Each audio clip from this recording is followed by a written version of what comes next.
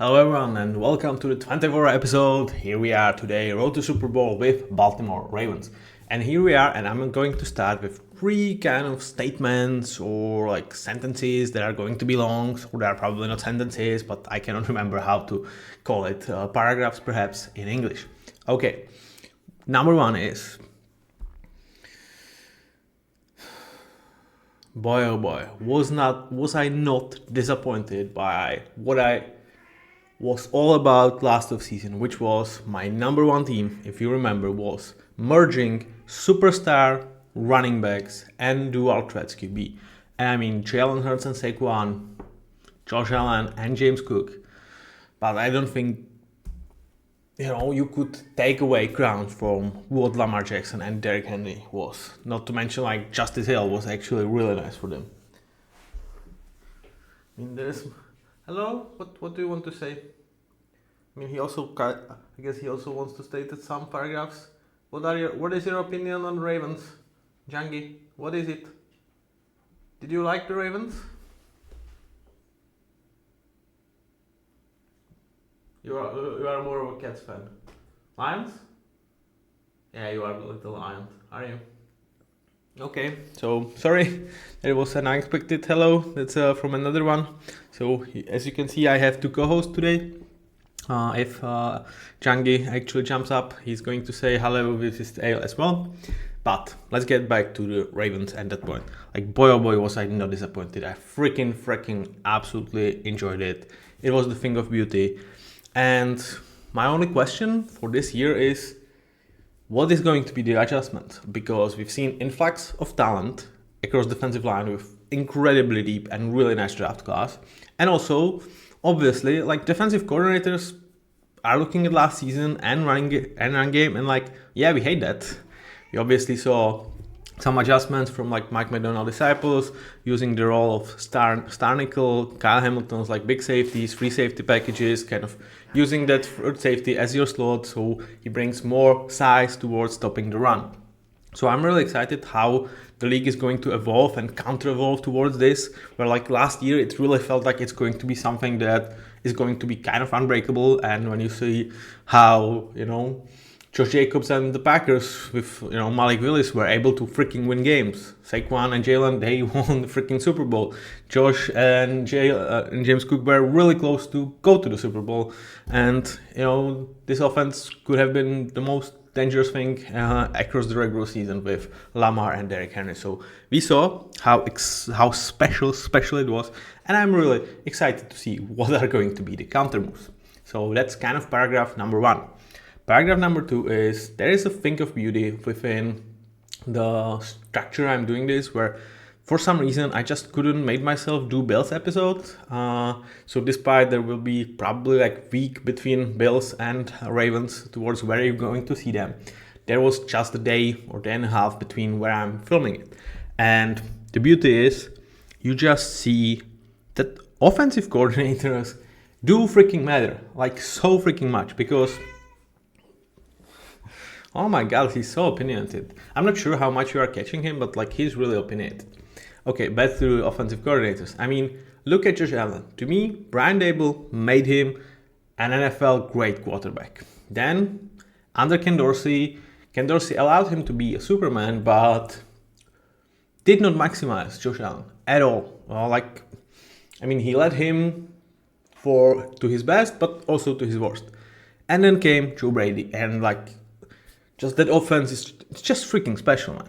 And here we are with Lamar Jackson, who is as of now two-time MVP.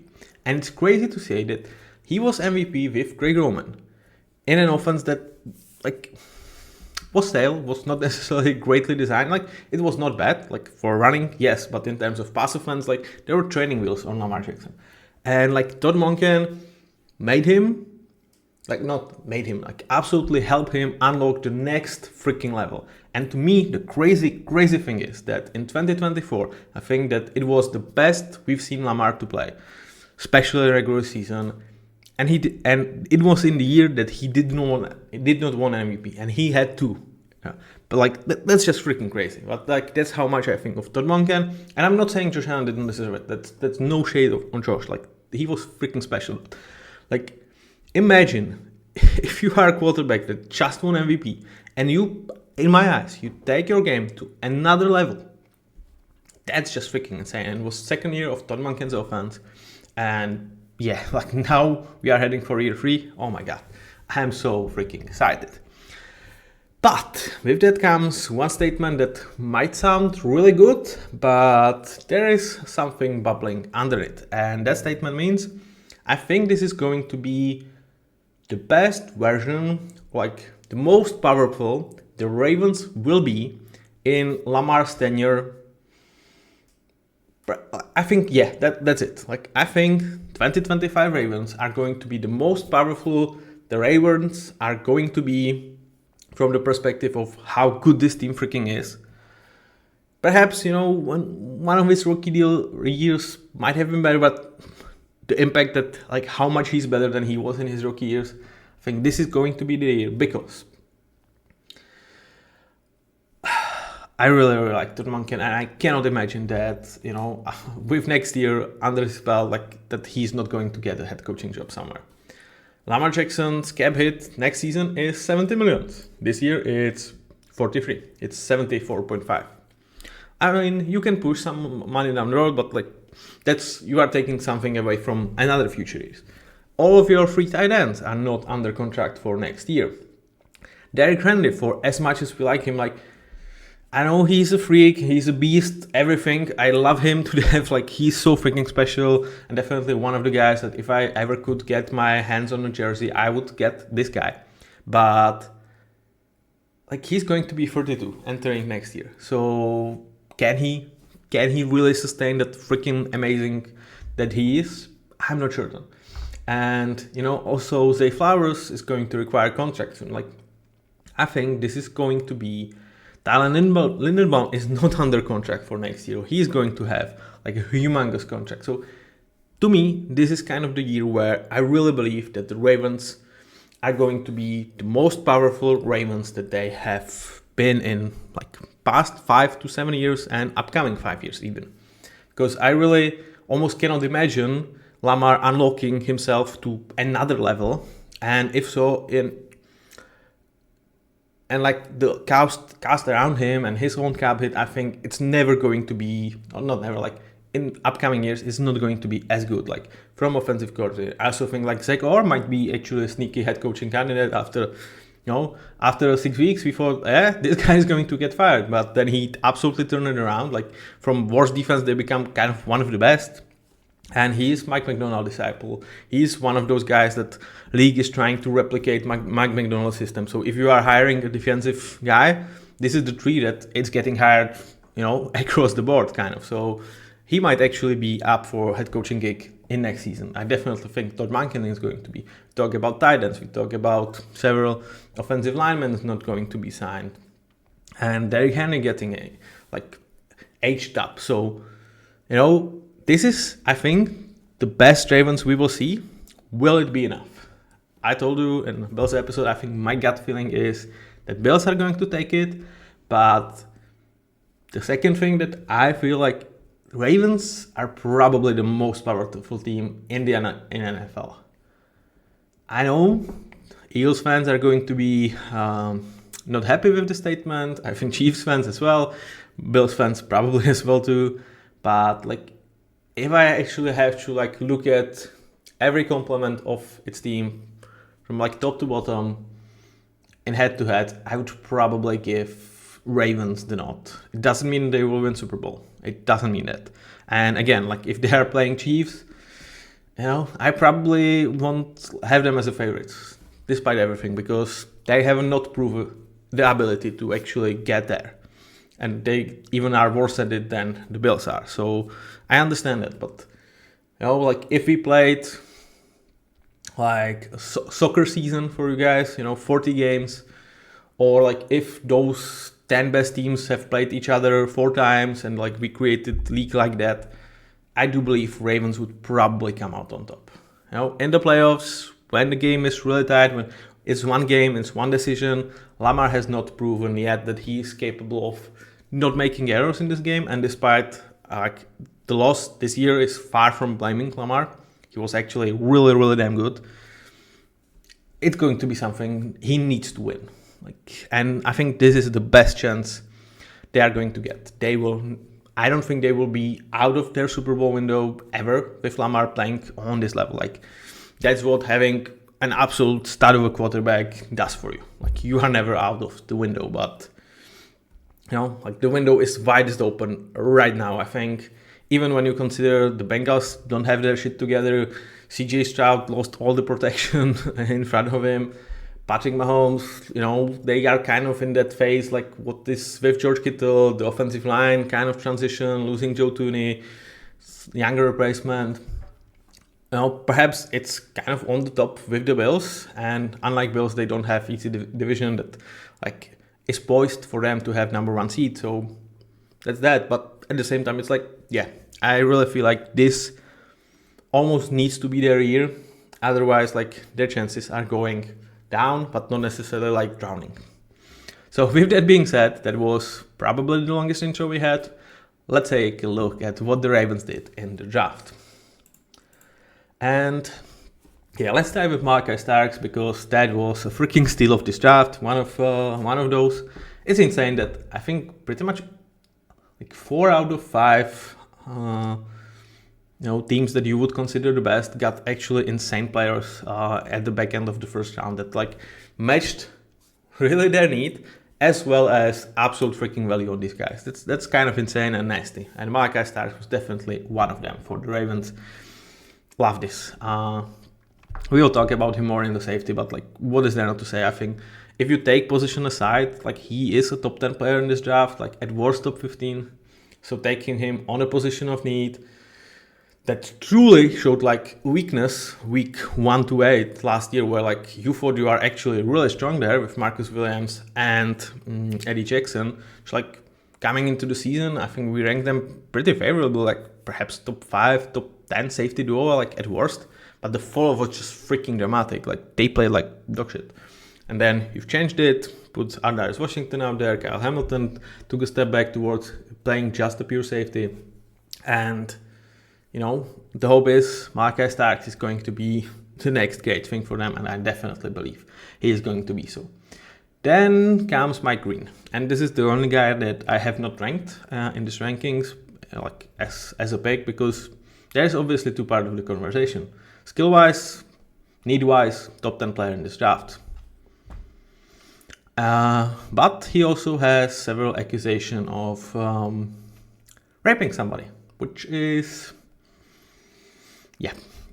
it's been several years since that, though he's been thrown out from a college after that because of no bullshit policy.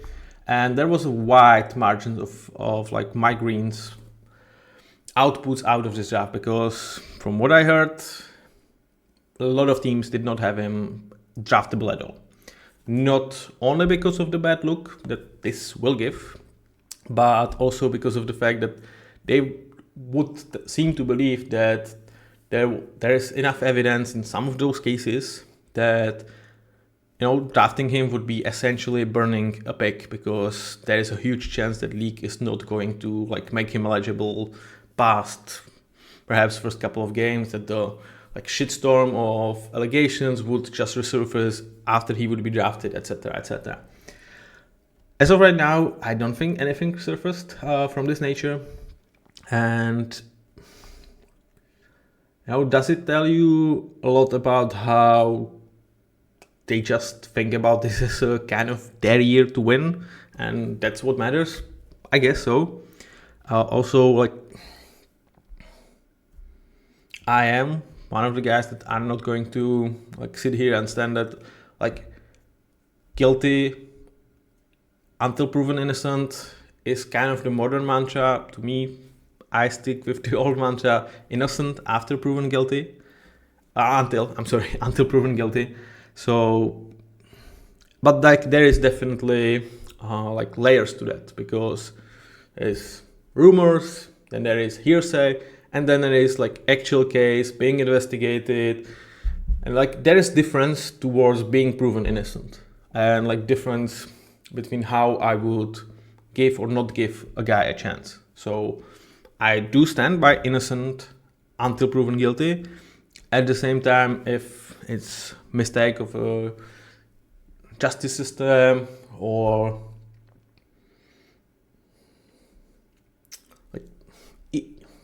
perhaps even, I would say probably there. It's like, I would not be up for those chances. With what my green is going to bring on the football perspective, it should be immediate help, especially in terms of pass rush. In terms of out of the field, how other guys will actually embrace him in the locker room. We'll see.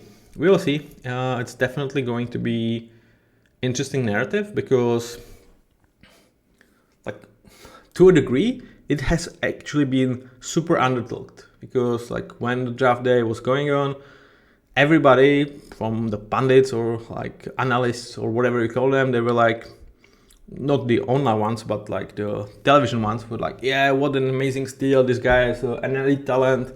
No word to say about why he was still there. So interesting. Like I say, I don't have a rating for this because I am not like deep enough in terms of being involved in the case or understanding the case, understanding like the whole picture of the allegations to really say, well, I think that would come out until like innocent, until proven guilty, or if like this is more of a, well, I do strongly believe he's guilty. The question is he going to be proven that? Which like that kind of changes my perspective on it. So I was not the one to judge this because I'm shading away from judging this because I don't have enough information for myself. You think of me whatever you want, you think of my green whatever you want, and I guess we leave it at that, and we will see if the Ravens just burned second round pick or brought a super bad influence in, or they get a tremendous pick of value for a guy that perhaps was wrongly accused, perhaps has made mistakes and has moved past it, which like that would still probably count as like not a guy that I'm necessarily willing to give second chances in like until he's been punished for them. That's like a difference. If like I'm all for giving guys second chances if they have been punished justifiably, but he just escaped the system without punishment, that's like a whole another layer. So if you want my stance on that, definitely write in the comments. I want shade from like sharing them with you guys, but I was like, I'm just not enough. Like this could be absolutely an F and this could be A+. I don't know. Now with the rest of the draft, I was not like super high on any of these picks. I also like, okay, it's Ravens and they're drafting offensive linemen. They can freaking develop them, so I'm not overly negative. Do I necessarily feel like they got any big influence in the rest of this draft? I don't think so. So for what it's worth, Micah Starks is a start, an instant starter in my eyes. My green could help them get them over the edge or not. And for the rest of the guys, I don't necessarily see too much of an influence in year one. So overall, question mark draft. Like, that my green is such a high pick and such a like this range of outcome that I'm just like, I don't know how to grade this one. If I just remove him out of the equation, I would say it's kind of a B draft overall. Now, where does this leave this team and its roster? So offensive-wise, this offensive line is, it's damn nice. It's damn nice. And they entered last year with a ton of questions. Daniel Falele, Andrew Voorhees, Ronnie Stanley-Helf, Roger Rosengarten as a second-round pick, I think, last year. So those were massive question marks. They also had Patrick McCarry, who left to play for the Jaguars. So that's why when you see Andrew Voorhees, like he's still sort of a question mark for this year. But boy, oh boy, did they just do good. Like Roger Rosengarten was an absolute hit. For a second round tackle, he played freaking amazing, and like what a start for them. Like good starter, I think as of right now, but definitely there is a room to improve. Daniel Falele was another one of the guys that they took in 4th round, kind of let him develop and just plug him, and he was absolutely okay starter. Like is he necessarily poised to be anyone special? I don't think so, but is he a long-term starter that you might not actually think about replacing, becoming a good starter? Yeah, I definitely think so. And it also helps that you have probably, as of right now, with all the retirements on this position, the best run blocking center in the league in Thailand and Baltimore, and easily top 10 pass protecting center, which makes him overall top 3 center in the league. Okay, I'm interesting to see what the number is going to be when he is going to resign, because like you ain't losing this dude. He is freaking awesome, and definitely a guy that allowed this, let's say, questionable interior to just be plugged in and be absolutely okay. Now for this year, they will have to go without Patrick McCarry, but I think they do have enough trust in Andrew Voorhees, who was a 7th round pick, but it was because of the injury. It was mostly like, well, in year 1, we don't necessarily expect him to play much. Let's let him recover. We do have guys that we trust, and we will have him after that. And so far, when he played, he looked solid. Now is his time to shine, and I do believe he's going to emerge as someone like similar to Daniel Fallet. And can we talk about this as like good starter, potentially elite guy? I think there is still a room to grow for Thailand in the mound. And a good starter, an important starter at the end of the year. Hell yeah. And on the other side, you will have Ronnie Stanley, just your, at this point, average left tackle, who like is around like the top 15, 16 mark, which just tells you like there's so many great left tackles, and the fact that they were able to retain him, and like he wanted to be here because like otherwise he could have gone much more on the open market. Just to put it in perspective, like Dan Moore got more money than Ronnie Stanley. I mean, yeah, injuries are baked in a little bit, and his age as well, but this was still a really nice signing, as you can see by my A-. In terms of depth, it's the Ravens. So Emer Jones, I do trust that they will be able to figure it out. They also have Joseph Noteboom, probably to just ease him in. There's also potential for Emer Jones to slide inside towards the guard. So in that case, you still have Joseph Noteboom as your like experienced, good backup, mentor for these guys. And like, if there is like shortage of necessarily super ranked talent, if you count Emer Jones as a guard for a tackle, that's probably something that you want to address next year with Ronnie Stanley with 2 years left and like 33 or what he's going to be. Let me check. Yeah, 33, 32 that he's going to be next year. That might be it, but at the same time, like, it's the Ravens. They will figure it out. In terms of interior, you have Ben Cleveland, who is probably kind of a surprise that he actually got kind of benched by Andrew Voorhees and Daniel Fallet. He was a guy that like he was liked by a lot of the folks in the draft in 2021. Actually ended up 3rd round. So like this is kind of a little bit of a fail that they were not able to actually get a nice replaceable starter out of Ben Cleveland. But as your 6th guy, he's absolutely workable. Nick Samak, like it's a good room, not necessarily special in terms of depth, but good enough. And with starters, you have a lot of potential to be even better from what is already pretty nice offensive line. Starting behind them is Lamar Jackson, and we already talked about this. Like, win big games. That's kind of the only thing that is my knock on Lamar, because like he does everything. Like 49 touchdowns to 5 interceptions. It's not all throwing touchdowns, like rushings are in there. Like almost 6,000 yards combined. I mean, okay, he could fumble less and win big games. That's kind of the knocks on Lamar Jackson. I mean, like everybody was critical of his passing. Like he's freaking insane. Like I heard an insane stat, or like I read an insane stat about him, that he was almost 130 in terms of passer rating when he was not pressured. Like that's 30 points just from the perfect, like not even 30 points from that. And like everybody who's above 100 or like 110 overall is like, yeah, those are your Hall of Famers. And like this, I'm not saying like that goes with pressure as well, but like this dude was freaking amazing. And I really don't see any reason why he would slow down. Like, I think he just, like, his body is in perfect shape in terms of allowing him to run, but run with power as much as with speed and velocity. And yeah, like, his offensive line should be better than it was last year. So unless Andrew Voorhees is an absolute disappointment, I don't know, man. Like, I'm really excited, and what is there to say? Like, Lamar is freaking awesome. Now, another good thing is, like, the group of weapons should be, I would argue, even better than they were at the start of last year. Derrick Henry, for some, was a guy that was coming with a question mark on this team. Here, so you can see the hip. But yeah, like, I did not put him out of an elite category prior to last year, and I'm definitely not going to do it after what he's done last year.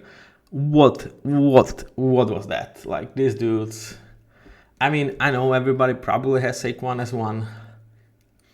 And like, given his age, like, if I was starting a franchise, I would take Saquon, but if it's one game, I would take Derrick Henry, man. Like, how freaking unbelievable he is. Like, it's just insane. It's just freaking insane. I love this dude, and I think he's kind of a unicorn, like, in a similar way to, like, Aaron Donald. Like, he's just built differently than pretty much anyone that dominated on his position, or, like, if they dominated, not in the same way, because, like, yeah, great quote about him is his offensive lineman playing running back with a speed of wide receiver, which is kind of insane. But that's Derrick Henry. Do I see him slowing down this year? I definitely hope not. Next year, I think it probably starts to slow down a little bit, but until I see it, I'm not going to put the writing on the wall. But that's definitely not it. Zay Flowers is absolutely emerging as a guy that, if he's your best wide receiver, you are happy. You are not exciting, like, you are not ecstatic about it, but you are absolutely happy. And as well, if he's your number one wide receiver in the situation where they do like 12 personnel, when do like 13 personnel, like, yes, hell yes. Because you just need this guy to be really freaking good, but also kind of selfish with, not selfish, because, and that's like something that perhaps the absolute elite guys do have to have in them, like, really demanding the ball all the freaking time. But like, having that within themselves to build that, like, yeah, not throwing the ball at me, only have 4 touchdowns in a year, it's absolutely okay, because you know how good you are. And like, in terms of production, do I think he's ever going to be Jamar Chase, Justin Jefferson? No, I don't necessarily like see him as 14 or 1500 yards player, but that's mostly about the usage. And he absolutely does everything you could ask from him. There is still a room to grow for him. Obviously, he is limited. Like, his size is just not, it's just not up there with AJ Browns of the world, and like, even towards, like, perhaps Justin Jefferson. Like, there is something missing from the size perspective, but what a stud he is. And yet another guy that I don't think they brought him yet. No. But like, it's 2 years in the league. Next year we will see the number, I think. Now, after him, Rashad Bateman absolutely freaking developed into really nice number 2, and they have resigned him to an extension, 3 years, 36 million, so 12 a year for Rashad Bateman. Oh, what a steal. What a freaking steal. And then, just for good measure, bringing DeAndre Hopkins for 5 million a year. And I'm like, do they need DeAndre Hopkins? No, I think they are absolutely fine without him, but like, if he is still at least a good starter, that's a really nice mentor in the building. That's a guy that, like, I think he could be someone that, in terms of the yards and anything, yeah, it's not going to be the Hope's year, of 1,000 yards. But could he be a guy that is going to catch the key passes in the NFL playoff run or potentially Super Bowl? Absolutely so. The question is, like, you could question whether, like, a guy of his, let's say, former status is going to, like, accept being a 3 here, or 4 or 5, because how they use their tight ends. and like be okay with it. There were some rumors about like him necessarily accepting of such a role in his previous stops, but at the same time I think this coaching staff was like, okay, we are not afraid to cut Marcus Williams, who we just signed and we thought was like perhaps top 15 safety prior to last year. We are not afraid to just bring Deontay Johnson, and if it doesn't work, yeah, let's screw. You are going to get cut. So, if he is any bad presence, they will cut him, and if not, I think there is a really nice use case for DeAndre Hopkins. But that's not all, because you have probably the best tight end room overall in the league in Mark Andrews. I see a bottom end amazing starter who, unfortunately a lot of people will have him with the memory of dropping the ball on that conversion, which could have cost Baltimore a ring in some cases, yeah. Obviously, they would still be in that game if he had caught that, but I don't think it's an indictment on his career or anything like that. I think he's still damn good. Is he slowing down a little bit? Yes, I think he's past his prime, but does it mean that he is still not top 10 tight end in the league? I don't think so. Next to him, you have Isaiah Likely, who is a tight end by position, but let's say he's Jonnu Smith type of guys that Kyle Pitts, occasionally you will play him as an actual tight end, but most of the time it's from the wing, and really a guy that is a mismatch problem. And Isaiah Likely is damn good at it. He was really productive last year, and I actually would believe that he could have yet another level to unlock in him. Obviously I'm really, really high to put even important starter on him. It's I don't think as many people will be as high as I am on Isaiah Likely. But yeah, I think he absolutely deserves it. And then you also have Charlie Collar, who, for actually a really good player, doesn't have too many opportunities with Mark Andrews staying healthy and Isaiah Likely being great. But he's really nice tight end too, somehow, some way, and potentially Josh Oliver type, or guys that do you want to build an offense around them? Not really, but as a guy that's going to give you 500 absolutely meaningful snaps a year and you are super happy to have him, yeah, that's Charlie Collar for you. And he's your third guy. Interestingly enough, neither of these guys is signed for next season, so we will see how they will shape up this room. And I would not be shocked if both Likely and Collar are demanding, quite nice money. I think Charlie Collar, something 3 years, 20 millions. Isaiah Likely, we might even talk about 4 years, 50, something in that area. Might be absolutely reachable for a guy of his talent, and perhaps even more if he has another improvement this year. But when you look at this group of weapons, it's really it complements themselves super well with what they want to do, how they want to run the game, and as well they can absolutely freaking throw it. So yeah, what's there to say? The only negative thing is 4 of these guys are not there for next year, and that's kind of the only negative. Now, in terms of wide receiver 4, I think there is a case probably for Tylan Wallace to be mentioned here. They also have Devontae Walker drafted last year. Jontai Wester is a kind of guy that got some excitement as a deep threat for them this year. But I did not necessarily had a need to actually put someone here because I'm not necessarily certain who is their number 4. And at the same time, I don't necessarily think it matters too much, because with their usage of tight ends, with how good their 2 and let's say 3 wide receivers are, yeah, I'm absolutely okay with not mentioning it. Justice Hill as your backup running back, he was damn good, and he's kind of Tyler Argy to Bijan Robinson. It's yes, he's absolutely taking advantage of defenses being absolutely exhausted by the number one guy, and also Justice Hill is their absolutely primary third down back, because Derrick Henry, for as much as good as he is with the ball in his hands, he is not necessarily a route runner. So you can do some screen game with him, but yeah, on a 3rd and 5 or plus, you want Justice Hill out there, and he was really good at it last year. Now, if he can improve his run blocking, could he be more of a 50-50 split, even with Derrick Henry, as we push towards later career of Derrick Henry, and allow Derrick to actually be there for 3 more years?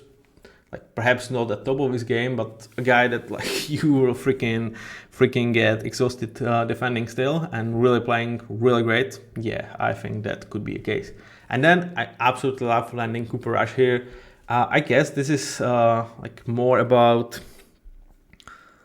the way Dallas mistreated Cooper Rush in my eyes. You know, there was some questions about like him not playing week 18 was about hitting roster bonuses, which like for Dallas's franchise, it's makes me sick that if it was any part of the decision, you know, for a guy that was there, was like great servant for you, anytime he stepped in, you actually had chances to win game, and you treat him like this. I hated it. You know, did it actually make them lose him in terms of free agency? Because like it's not like he get too much money. Like this is not a good backup deal. Like this is like really cheap one. And you know, for what it's worth, I think every time he actually stepped on the field with the Cowboys, the players were, you know, like rallying behind him. He was able to play.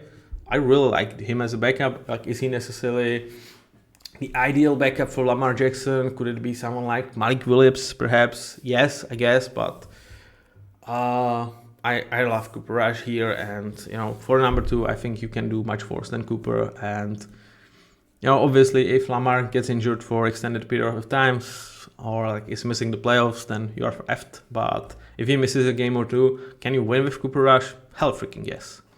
Now, this is the offense, and I will not be surprised if it's once again one of the best, if not the best offenses of the league. I think it's definitely up there.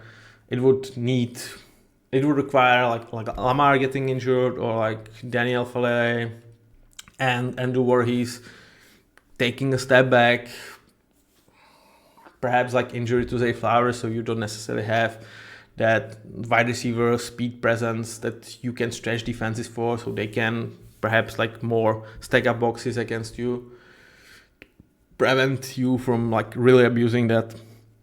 I don't know, but other than that, yeah, I just don't see what's stopping them. Like Todd Monken, special offensive line, really good. Lamar, special weapons, special for what you are doing here. Yeah, that's Baltimore Ravens offense for you. Now for the defense, there is more questions, but actually not that much, truth to be told. I hate that they've lost Michael Pierce, because I really like him as that big run stopper in the middle of this defense. But like I think last year he actually showed some regress, and it was, I guess, the time for his body to retire, because like he missed so much time.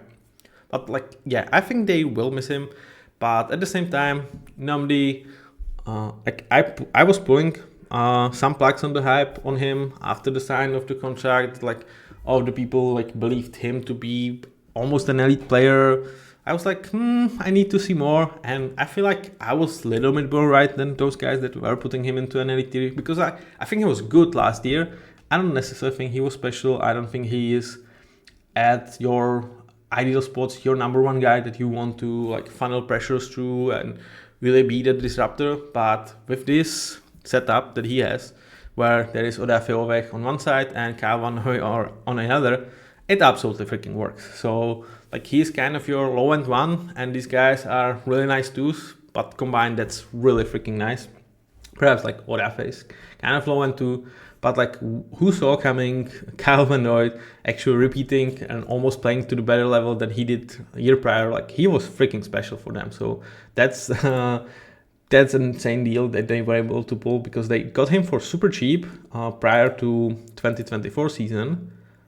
Prior to 2023, like they signed him for what, like it was 1.5 million, and then after a really great year when I think he made the Pro Bowl or like was on the shortlist there, they gave him 2 year 9 millions, because everybody was like, well, this dude is 34 or 33, he's not going to repeat. This was kind of like flash in the pan, previous 3 years was not good, and he freaking repeated, and perhaps it was even better. So he's now playing for 4 years, 2 years, 9 millions. That must be the most valuable contract in the league for a guy that's not a rookie. Like I don't know if there is anyone more valuable.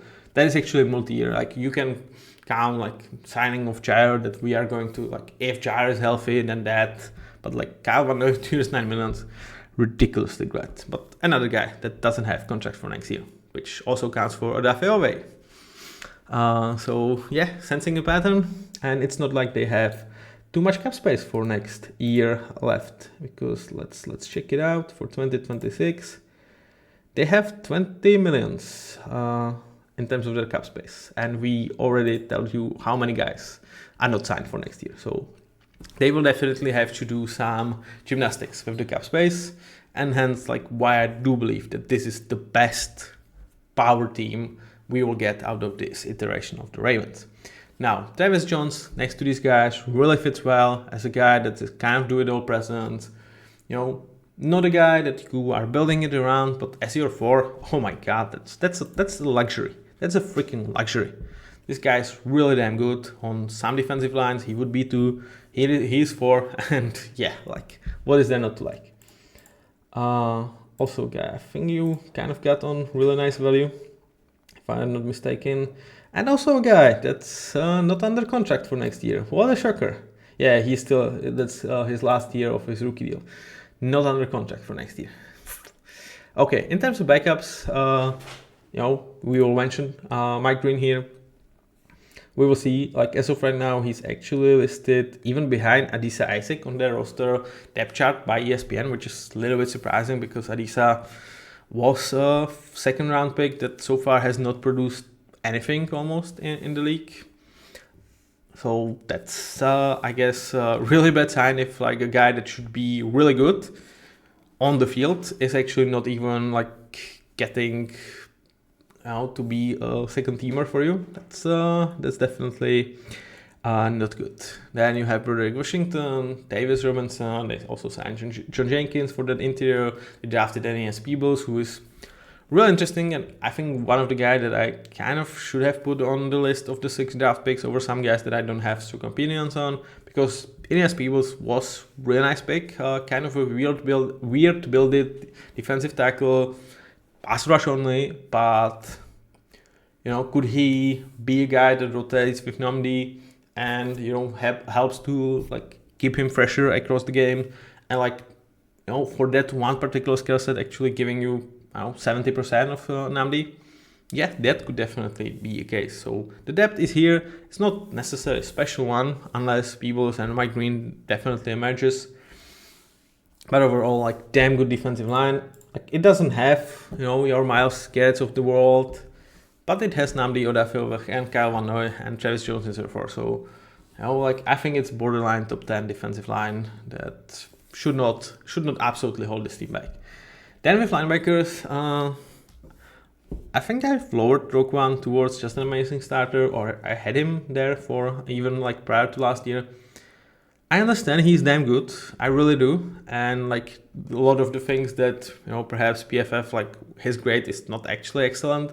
It's like it's a lot about like how much he has to cover for other guys and like what he brings as the brains for this defense.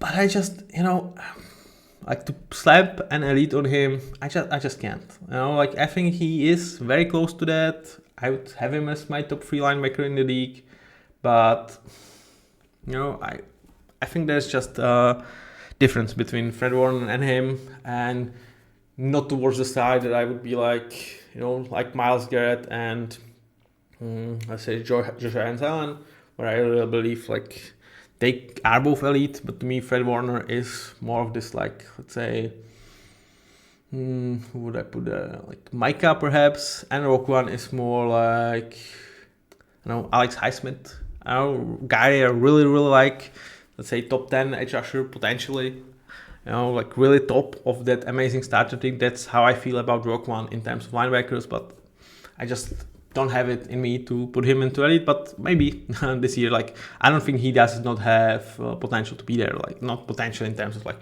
I think he's guy that's like rookie or anything like that, obviously. But it's like potential in terms of just persuading me, I guess. But still my top 3 linebacker. So I just believe that I think slightly less of Roquan than other across the NFL world. And it doesn't mean I'm like Rock One hater. It doesn't mean I don't think he's excellent player. I just think he's tiny of being elite. Next to him, it seems like they will go with Trenton Simpson, who was part of the early season disaster for the whole defense. And then he was benched and defense got better. But it was like a couple other guys. We mentioned Marcus Williams, Eddie Jackson. They were straight cut. And Trenton Simpson has all the traits in the world. And he should absolutely work next to Roku One. And, like he did not look bad when I saw it. But, like when you are part of the worst defense, then like part of the transition is you are going to get benched and some of the guys are going to get cut. And from the worst defense, we go to almost the best defense in the world. In the NFL, it's like, well, you probably were part of the problem. So the thing that they are clearly going with MS2, it seems like, and they did not necessarily address this position. Like we saw Teddy Buchanan drafted in the 4th round. And in terms of veterans, like they don't really have any. So they seem to be really on track. It seems like he took the benching the right way as an opportunity, not as a punishment, because you can learn more. And this is not us telling you are fucked here. This is us. This is not it. You have to work harder. And it seems like he definitely worked harder and he's ready to go. And like he has physical traits too. Like this could be an elite starter next to good starter room. Absolutely at the end of this year. Very, very easily. Now, like as of right now, I think it's borderline top 10 because when you have such a great linebacker as your one, plugging even Trenton Simpson next to him is like, it's good enough for a top 10 linebacker group in modern NFL. And then the secondary. And it's just such a shame that we probably won't see Ardarius Washington at all because he has been so pleasant for them last year. He's been absolutely the huge part of that transition from one of the worst to one of the best defenses. And they were able to bring him back because he was a restricted free agent, because he was undrafted. So he got really cheap 1 year like extension contract for $3.3 million. And this was the year that he was playing for a huge contract. And he went down with potentially season-ending injury. There is some chances that it was torn Achilles, so some believe he could get back. Like he suffered it in May, so he expects that perhaps there is a chance for January. That it's harsh, man. It's really harsh, and you hate to see it to happen to a player that clearly deserves to be an NFL starter. And after this, like how much he's going to expect next year free agency. Like this injury cost him, I would say, 20 million plus, which is sad, but let's just hope for the best and for his recovery. At the same time, does this mean that the secondary is screwed? Hell no, because you have Marlon Humphrey, who was actually a low-key stat for them last year. Like, even in the start of the season when the whole defense was playing like shit, he was holding his own, and he really, really got into his own later in the year. Definitely a top 10 corner in the league. Some would say top 5. I would probably not have him there. But I would say like Gonzalez, Jalen Johnson, Derek Stingley, Sauce Gardner, and Pat Surtain, of course. I would have above Marlon Humphrey. I do like Devon Witherspoon, so I would have Devon over him as well. But with that 7, I think we may get to the talk for Marlon Humphrey, and he's supposed to be their slot, but he can also play outside, nickel, whatever. He's versatile. And here comes the one major question mark, but at the same time kind of similar to DeAndre Hopkins luxury pickup in Jair Alexander, because if Jair is 80% of his best, then this is insane. Having Jair, Marlon Humphrey, and the rest that we will talk about, that's going to be insane. If he cannot stay healthy, if he is a shell of himself because he just lost the agility that he had in his prime, then okay, they will bench him. And you still have Chidobe Awuzie and Nate Wiggins, because as it right now, it's Nate Wiggins, one perimeter corner, Jair, another, and Marlon from the slot. But Chidobe Awuzie can play, I think, probably more from the slot. That means you can put Marlon outside. I think that's absolutely workable. Also, Chidobe absolutely can play outside. So, if Jair is not the Jair we knew with the Packers, or if he is that version of like last 2 years when he's injured, and like, perhaps when he's back, he's not necessarily the best version of himself, which like, I didn't know how to grade him. Like, important starter seems probably fair. This has potential to be special because Nate Wiggins, for a rookie, this dog was great. I mean, imagine, like, you are a rookie. You are coming into secondary that was actually star-studded based on a lot of people. Marcus Williams, Eddie Jackson. Yeah, I know at the back end of his career, but he should be like good enough to just hold on. Kyle Hamilton, Marlon Humphrey, like you are the one guy that like, okay, if you are anything but the liability, that's absolutely great. You are here to develop and be the guy. And, he might have been the best guy, not named Kyle Hamilton, that first 6 or 7 weeks of that secondary as a rookie. That was insane. He was really damn good. He was playing his heart out, and I'm not saying sky is the limit for him, but can this be, is there a world in which we talk about amazing starter next to amazing starter next to perhaps a low-key amazing starter as the three of the corners? I don't think it's within the realm of impossibilities. Then you have a really nice backup in Chidobe Awuzie, who I'm not sure how he necessarily feels about Jair Alexander's addition, because I think when he took 1 year, only 1.3 million deal, which to me is just an insane robbery. I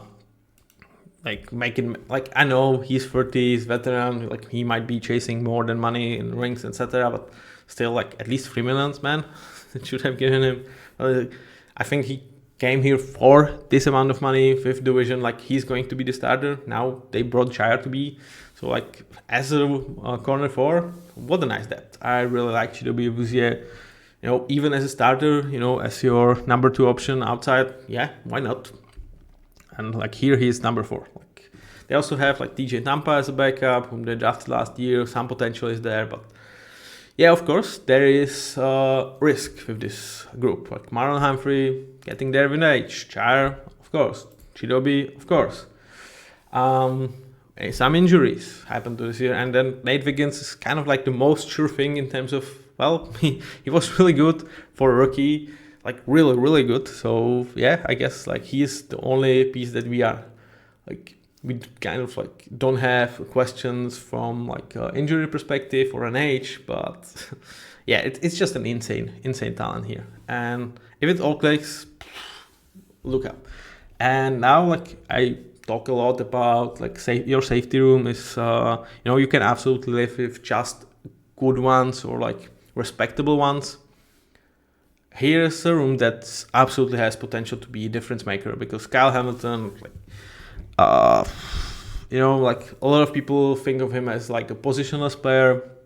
Right now, I think he is more stuck as a safety, but with Malachi Starks playing this free safety role, which I think he's going to be insanely good at, Kyle will still be around the ball, still be aligned the line of scrimmage, where he is going to utilize his freaking frame and his nose for the ball, and I think he's going to be insane again.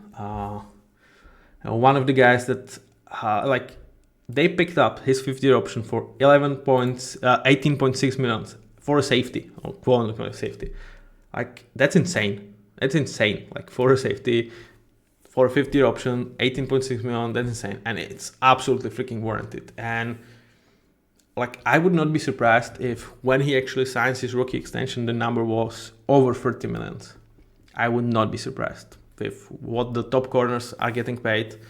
And we are going to be 1 year away from those extensions. And for Kyle, I think he's such a freaking difference maker that I would not be shocked if it's over 30 million, which is kind of unheard of. But when you look at it and they were yeah, absolutely 18 million for this guy, hell yes. So, it's not actually that far away. So I think something 3 years, 110 million, or 4 years, 110, that could be the extension for Kyle Hamilton, and absolutely freaking deserving. So this dude is freaking amazing. And pair him with Malachi Starks, that will actually allow him perhaps not the positionless tag to just really be a guy that kind of does whatever you're just running. With Ardarius Washington injury, he's going to have to be much more of the traditional safety. At least with Malachi, you can absolutely put him much more closer to the line of scrimmage and let him have it. And like with the secondary, I honestly believe we can talk about 3 important starters, 1 good starter, and like it might even be 4 important starters, 1 elite guy. Like this absolutely has potential to be by far the best secondary in the league. Again, chances of that happening with Jair's health, Maron's health, they are limited. And you don't necessarily have a nice backup safety that I would trust here because of Adarius Washington injury. If he can get back for the playoff, that would be super nice. But like you are 6 deep, which is kind of enough. You absolutely hope that neither of your safeties get injured, because then I do believe they would probably go towards veteran market. But like boy, like when you look at this could be absolutely freaking awesome. It could just be great. I don't think there is much less of a floor for this room, because wow. And for Mr. Orr to work with this defense, that's a pleasure. And again, like we saw with this guy after 6 weeks, his ass was on the line. Like I definitely believe there were some talks about like, oh my god, this is so bad. We are Ravens. What the fuck is this defense? We have to fire you. And then it took perhaps more time than he needed. But for a first-time defensive coordinator, that's kind of expected. And like, decision to like straight up bench a guy that was thought to be top 15 safety in the league prior to that season, that's not coming super easy. But like they did it, and yeah, what a thing of beauty that defense was in the second part of the year. So really excited. There are some question marks, some potential for this thing to be just great, but there is also a lot of potential for this defense to be spectacular. Now,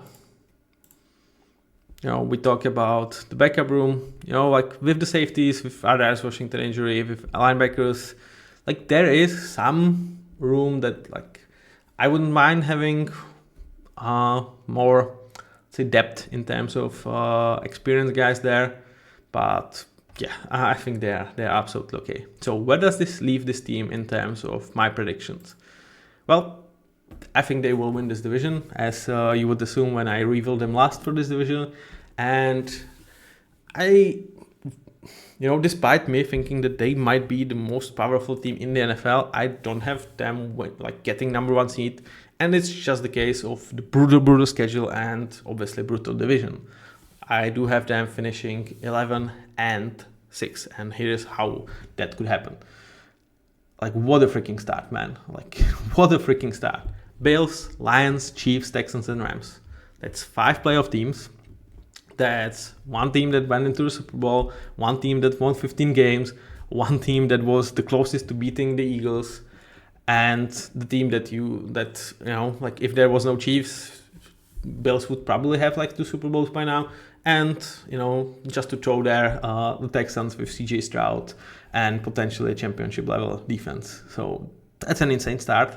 And you have Browns there. Like, you should take care of that business. But I actually do think they could struggle a little bit out of the gate. Why? I'm like not necessarily certain because I do think they are like super powerful team, but several of these like the tougher games are on the road. Just like you are facing Buffalo on the road, you are facing Chiefs on the road. So probably those 2 toughest games that you have on the schedule. And like, do I necessarily trust you to beat Lions, Texans, and Rams, all of those at home, to like, if you lose those 2 games, to be 4-2? Because yeah, I do believe you will beat Cleveland.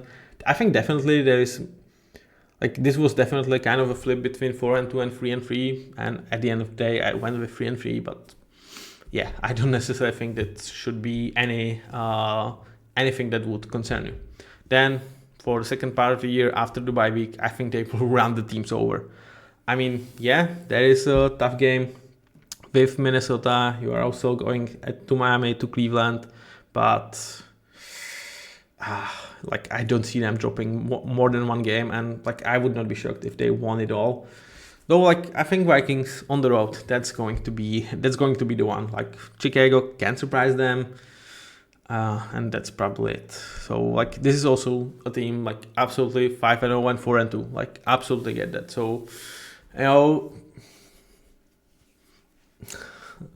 If anything, I think they will be even better than I do predict them. Then for the last part of the season, will there be another MVP case?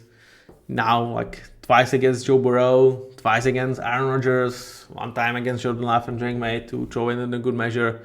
Yeah, I think Lamar is going to be freaking insane in those games. Just kind of cementing to win this division. Perhaps, sitting out against the Steelers if the division is secure. Though we know in this conference, like you need to fight for the number 2 seed as well. So we will see. Again, 4-2. I mean, it's going to be hard to win at Lambeau in December. Or like, is it even January game? No, it's last game in December. So that's going to be hard. And like beating Bengals twice, beating Steelers twice, like within this division, that's dropping another one. And like, we don't know where Patriots are going to be at the end of the season. So I think here 4-2 is definitely like warranted. But if you actually ask me if there's a team that I feel like I dropped one win from what I actually think about them, it's like, I feel like it's for a week, like part 1 and part 2, it was like 55-45 that I would go lower rather than higher. And like, could I have like shifted it? No, because I really feel like at those stretches, these are more likely outcomes, but at the same time, like I believe they are more likely to start 8-2, 8-3 rather than 7-4. So I didn't want to do it by parts, but like when you sum it up, I do believe they should start even better than I expect them to. Overall, like I think it's clear. I think the world of this team. I think the world of this offense. And Lamar Jackson, Anton Banken, and like Harbaugh and the charge, like there's everything to like. And especially in the regular season, they will, in my eyes, probably be the team that like it's going to be super, super hard to play. And when you look at the metrics, they should come out as like a top 3 powerful team. Will it be enough in the playoffs? That's just the question. Like I don't think, it's Super Bowl or bust for them. I definitely believe that, especially with the way that like so many guys are running out of contracts. I think this is the last year of Tom Bunken here, maybe even of Zagor. So, it's now or the other year, but now it's bigger chance. So take it, Ravens. And if you do, I hope me as the Seahawks will see you in the Super Bowl. With that being said, that was finishing AFC North. 4 teams, 4 storylines that I enjoy talking about quite a lot, and I have surprised some people with Steelers slightly over the Bengals, but that's happened when you kind of lose trust in the franchise. Thank you very much for listening and watching. See you with the next one, and if you're still here, leave a comment down there, please. Thank you very much, and bye.